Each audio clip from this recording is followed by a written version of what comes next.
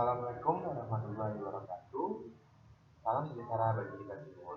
Shalom. Om Swastiastu, Namo Buddhaya, dan salam kebajikan.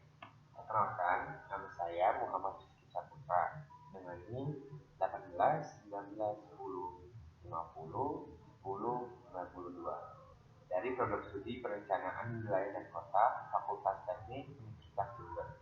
Di sini saya akan menjelaskan terkait salah satu tugas dari mata kuliah evaluasi sumber daya lahan yang ditujukan kepada kota saya. Tugas ini merupakan untuk menganalisa lokasi perubahan lahan pada kawasan atau juga koridor tertentu. Karena sedikit yang saya ambil adalah kota saya sendiri, maka saya akan mengambil sedikit pada jalan Dr. Cipto Mangunkusumo, Kota Cirebon. Lalu latar belakang apa yang membuat saya mengambil Kota Cirebon sebagai studi case untuk tugas mata kuliah ini? Ya, Kota Cirebon merupakan salah satu kota yang terletak di Provinsi Jawa Barat. Kota Cirebon juga merupakan salah satu kota yang memiliki sejarah panjang terhadap perkembangan kotanya. Kota Cirebon juga memiliki kesultanan dan sejarah panjang tentang penyebaran agama Islam di bumi Parahyangan. Karena letaknya berada di perbatasan Jawa Barat dan Jawa Tengah, membuat Cirebon memiliki akulturasi budaya. Kawasan perkotaan dan kegiatan aktivitas berada di sekitar kawasan keraton Kasepuhan Kota Cirebon. Beberapa tempat kegiatan juga dibangun di sekitar kawasan keraton Kasepuhan seperti mal dan pusat perbelanjaan, pabrik, tempat agama, kantor, sekolah, hingga pasar. Hal ini menyebabkan banyak perkampungan yang timbul di kawasan sekitar dan membuat banyak bangunan bersejarah banyak terbangun. Namun, seiring berjalannya waktu, pusat aktivitas warga Kota Cirebon bergeser ke arah utara dikarenakan terdapat suatu fenomena di mana terdapat pusat aktivitas baru yang dibangun. Salah satu faktor yang menjadi pendorong berubahnya aktivitas Kota Cirebon adalah pembangunan mal yang berada di Jalan Dr. Cipto Mangunkusumo semakin modern dan juga membuat pergeseran pusat perkotaan. Hal ini juga yang menjadi faktor Kota Cirebon memiliki keunikan dalam sejarah perkembangan pusat kegiatan perkotaan. Salah satu peninggalan Sunan Gunung Jati ialah Masjid Merah Masjid Sarasa yang menjadi cikal bakal pusat aktivitas Kota Cirebon pada saat itu. Seperti kota-kota yang memiliki sejarah perkembangan agama Islam, biasanya memiliki kesamaan dalam letak bangunan penting seperti sebelah utara menghadap masjid, sebelah barat menghadap lapak, sebelah selatan sekolah, dan sebelah timur merupakan keraton itu sendiri atau pendopo. Kota Cirebon juga memiliki struktur seperti itu dan karena letak geografis yang terletak di jalur pantai utara Jawa, pusat aktivitas masyarakat juga berada di sekitar kawasan pesisir yang dimana sebagian masyarakat juga bermasyarakat sebagai nelayan. Tujuan dari pembuatan tugas ini adalah untuk mengetahui faktor dan proses perubahan pusat aktivitas pada lahan di Jalan Dr. Cipto Mangunkusumo Kota Cirebon. Tugas ini juga untuk memenuhi salah satu tugas mata kuliah evaluasi sumber daya lahan dan juga mengukur kemampuan mahasiswa dalam mata kuliah ini. Lalu, manfaat mahasiswa dapat mengetahui perubahan lahan pada studi kasus di kota masing-masing dan juga mengukur kemampuan yang sudah didapat pada mata kuliah evaluasi sumber daya lahan. Hal ini juga merupakan bekal bagi mahasiswa planologi sebelum memasuki dunia kerja dan praktik lapangan guna bekal pada saat menilai proyek yang sama atau mendekati. Lalu, pada tugas kali ini terdapat beberapa kajian pustaka. Di sini saya ada 4 kajian pustaka, di mana yang pertama ada geohidrologi, geomorfologi, geodinamika, dan juga hidrologi. Yang pertama ada geohidrologi. Geohidrologi air tanah dapat didefinisikan sebagai ilmu tentang kejadian distribusi dan pergerakan air di bawah permukiman bumi. Geohidrologi memiliki konotasi yang identik dengan hidrogeologi, hanya berbeda dengan penekanan yang lebih besar pada geologi. Menurut Todd tahun 2005, definisi tipikal hidrogeologi menekankan terjadinya distribusi, pergerakan, dan interaksi geologi air di permukaan bumi. Hidrogeologi adalah subjek interdisipliner dan juga mencakup aspek hidrologi menurut Christoph tahun 2005, sedangkan hidrologi adalah ilmu yang mendiskusikan peranan perairan bumi, kemunculannya, sirkulasi dan distribusinya, sifat kimianya dan fisiknya, dan reaksinya dengan lingkungan, termasuk hubungan dengan makhluk hidup. Domain hidrologi mencakup sejarah kehidupan penuh di air bumi, menurut the US National Research Council tahun 1991. Dan juga menurut Wikipedia Bahasa Indonesia menguraikan bahwa air tanah adalah air yang terdapat dalam lapisan tanah atau batuan di bawah permukaan tanah. Air tanah merupakan salah satu sumber daya air selain air sungai dan air hujan. Air tanah juga mempunyai peranan yang sangat penting, terutama dalam menjaga keseimbangan dan ketersediaan bahan baku air untuk kepentingan rumah tangga, domestik, maupun untuk kepentingan industri. Berikut merupakan contoh dari geohidrologi. Lalu ada geomorfologi. Penjelasan dari kedua ini adalah geomorfologi merupakan studi yang mempelajari bentuk lahan dan proses yang mempengaruhinya serta menyelidiki hubungan timbal balik antara bentuk lahan dan proses-proses itu dalam susunan ruangan. Menurut Verstappen tahun 1983. Proses geomorfologi adalah perubahan-perubahan baik secara fisik maupun kimiawi yang mengakibatkan modifikasi permukaan bumi menurut Thornbury tahun 1970. Penyebab proses geomorfologi adalah benda-benda alam yang dikenal dengan benda-benda alam berupa angin dan air. Proses geomorfologi dibedakan menjadi dua, yaitu proses eksogen, tenaga asal luar bumi, dan juga yang umumnya sebagai perusak, dan proses endogen, tenaga yang berasal dari dalam bumi. Sebagai pembentuk, keduanya bekerja bersama-sama dalam merubah permukaan bumi. Berikut merupakan contoh dari geomorfologi. Lalu, geodinamika. Geodinamika adalah cabang ilmu geofisika yang menjelaskan mengenai dinamika bumi. Ilmu matematika, fisika, dan kimia digunakan dalam geodinamika untuk memahami arus konveksi yang ada di mantel bumi yang berperan dalam pergerakan lempeng yang ada di bumi.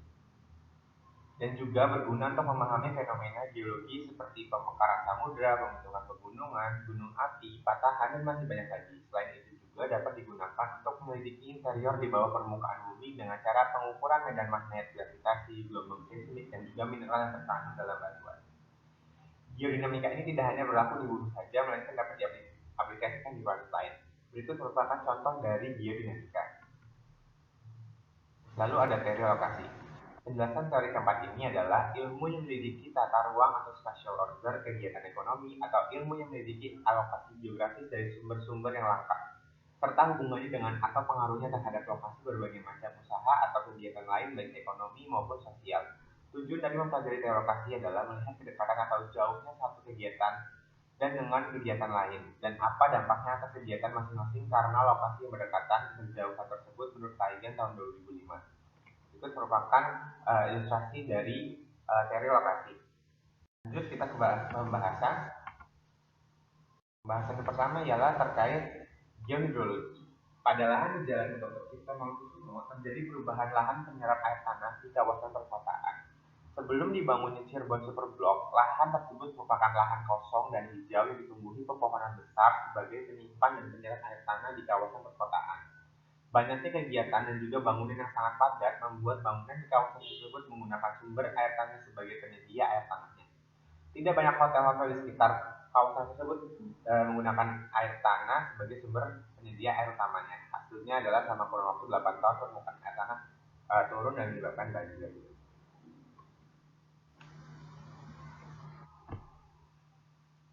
Lalu ada geomorfologi. Banyaknya bangunan bertingkat yang dibangun di Jalan Dr. Cipto Mangunkusumo membuat lapisan kulit bumi sering dirusak. Hal ini cukup menancapkan fondasi berupa paku bumi yang panjangnya bisa mencapai puluhan meter. Proses tersebut dinamakan eksogen karena tenaga asal luar bumi yang umumnya sebagai perusak lapisan atau bentuk bumi itu sendiri. Lalu ada teori lokasi, di mana lokasi Jalan Dr. Cipto Mangunkusumo yang menjadi pusat kegiatan perkotaan menjadi magnet bagi aktivitas di kawasan perkotaan kota Cirebon.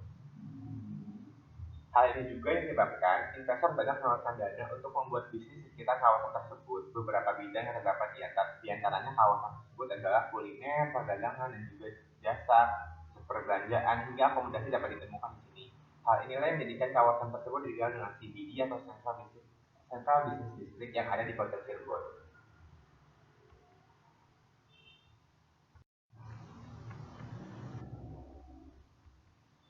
Berikut merupakan perbandingan yang menjadikan perubahan terkait beberapa teori di atas. Yang pertama ada CSD Mall dan juga Transmart. Kedua pusat perbelanjaan ini merupakan pusat perbelanjaan yang sangat besar di kota Cirebon dan letaknya berdekatan hanya sekitar 100 sampai 150 meter di antara jarak keduanya. Lalu di Jalan Dr. Cipto Mangunkusumo juga terdapat satu mall lagi, yakni Grage Mall, namun jaraknya sekitar 1 km ke arah utara. Dan juga di sini terdapat beberapa sentra bisnis listrik lainnya seperti perhotelan dan juga perdagangan jasa, kantor kedinasan, lalu juga terdapat akomodasi seperti perhotelan, lalu juga terdapat restoran-restoran yang hadir di kawasan tersebut, membuat aktivitas masyarakat yang melewati Jalan Dr. Cipto Mangunkusumo cukup padat sehingga terjadi beberapa titik kemacetan dan juga pada saat-saat jam tertentu seperti saat jam berangkat kantor dan juga jam pulang sekolah maupun akhir pekan ataupun weekend. Berikut merupakan Jalan Dr. Cipto Mangunkusumo tahun 2006. Seperti yang bisa dilihat pada gambar di atas atau di samping, lahan hijau luas yang berada di Jalan Dr. Cipto Mangunkusumo Kota Cirebon pada tahun 2006 masih asli dan juga kosong. Lahan hijau tersebut merupakan daerah resapan air Kota Cirebon pada saat itu, di mana sepanjang Jalan Dr. Cipto Mangunkusumo terdapat vegetasi yang bisa menyimpan cadangan air tanah, sehingga daerah ini sangat rindang dan juga sejuk karena menjadi kawasan paru-paru Kota Cirebon. Pada tahun 2007, terdapat isu akan adanya pembangunan mega mall di Jalan Dr. Cipto Mangunkusumo dan beberapa warga banyak yang membeli lahan di sekitar kawasan tersebut. Harga tanah pun menjadi naik dikarenakan isu tersebut pada tahun 2007 yang akhir pada pengumuman resmi akan dibangunnya Cirebon Super Block atau CSB Mall, di mana merupakan konsep mall yang menerapkan konsep kantor dan juga pusat perbelanjaan di satu kawasan. Mall ini juga memiliki luas 3 kali dari mall yang sudah ada sebelumnya, yakni Gade Mall. Uh, mall kedua di Kota Cirebon yang cukup besar pada saat itu, yang tidak mencapai 1,5 km letaknya dari mall tersebut.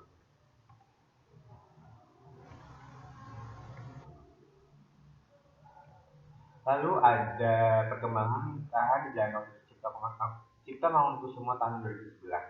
Pada gambar di samping bisa dilihat terdapat bangunan putih besar yang sudah berada di Jalan Dr. Cipto Mangunkusumo. Bangunan tersebut merupakan Cirebon Super Block yang merupakan proyek mega mall yang diisukan pada tahun 2007.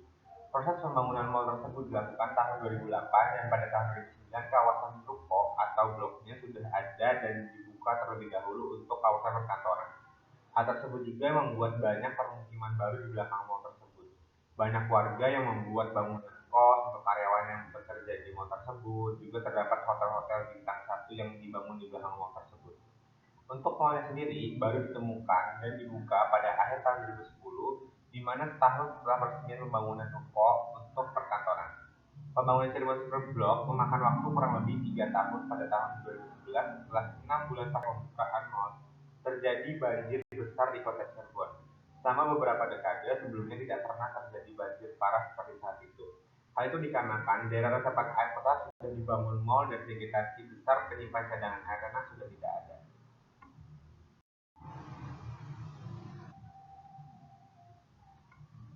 Lalu perkembangan lahan di Jalan Dr. Cipto Mangunkusumo tahun 2016. Setelah 5 tahun pembangunan permukiman di belakang kawasan mal semakin banyak dan padat dikarenakan aktivitas dari Superblok.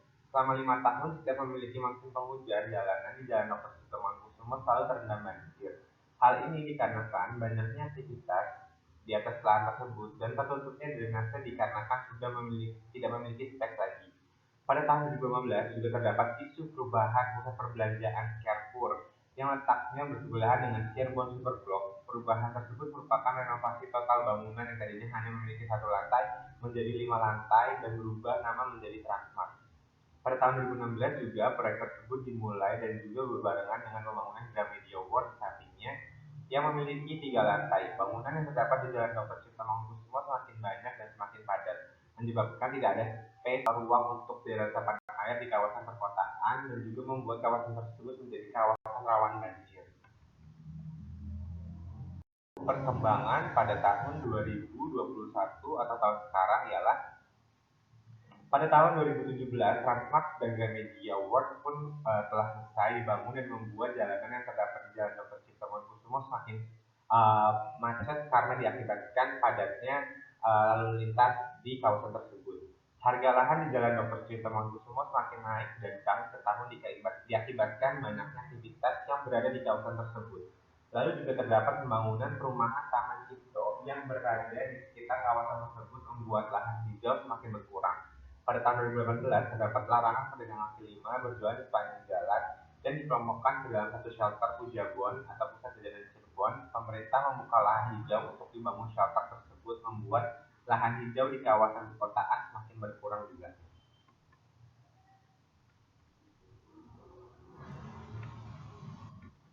Lalu dari kesimpulan dari tugas ini yang saya dapat ialah selama 15 tahun Kota Cirebon mengalami perubahan yang cukup signifikan, seperti berpindahnya pusat kegiatan perkotaan yang semulanya berada di dekat Keraton Kasepuhan, tempat peninggalan Sunan Gunung Jati, ke kawasan perkotaan baru akibat adanya pembangunan Cirebon Superblock. Selama rentan waktu tersebut, banyak perubahan yang terjadi, tidak hanya perubahan muka atau bangunan, namun juga fenomena baru. Banyaknya kegiatan dan bangunan baru akibat satu pusat kegiatan mengakibatkan bangunan di sekitarnya itu berubah. Fenomena yang sebelumnya terjadi kemudian akibat adanya aktivitas baru menjadi berubah, seperti kemacetan dan banjir yang sebelumnya belum pernah terjadi. Harga lahan juga meningkat diakibatkan adanya pusat aktivitas yang skalanya masih, membuat harga lahan semakin tahun semakin meningkat harganya. Terima kasih. Wassalamualaikum warahmatullahi wabarakatuh. Sampai jumpa di lain kesempatan.